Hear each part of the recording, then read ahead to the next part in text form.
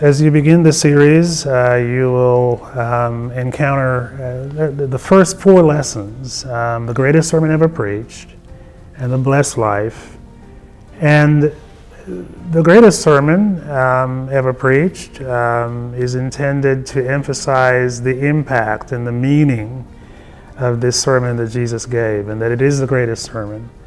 And we go to the blessed life, and we're looking at the Beatitudes, the 8 Beatitudes declared by Jesus. This is what the blessed life. In a world where blessedness is being redefined, we come back to the dead center as to what the blessed life is.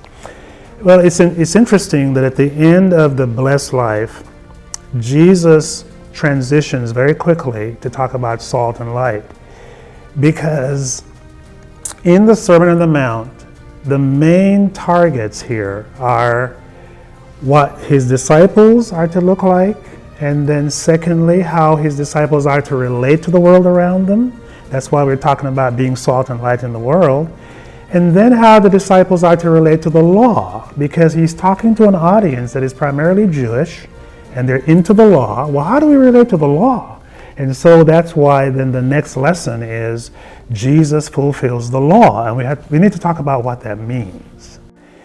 Because of our history and tradition, because of our church culture, we are a commandment-keeping church, as I have said before.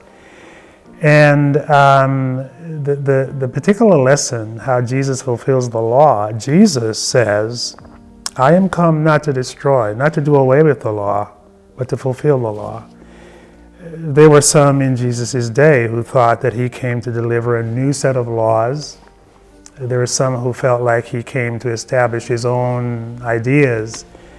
He's like, no, I'm here to complete. The word fulfill, for a lot of people, means done away with. But actually in the Greek language, the idea is he's come to fulfill to the ultimate degree of fulfillment. He's come to fulfill the law in ways that the prophets could not, that you and I could not, because we are human, because we're sinful people. And so here came the Son of God, fully man, fully God, and he completes the law in everything he did, because he's not against the law. Actually, he's for the law. And we struggle with the law, we struggle with the commandments, because there is a strictness, there is a way in which we think of the commandments. And yet when we see the commandments through the lens that we have here in the Sermon on the Mount, and when we understand that Jesus has come to fulfill the law, and that we have come now to rest in him, and to have him live the law through us, it makes a huge, huge difference.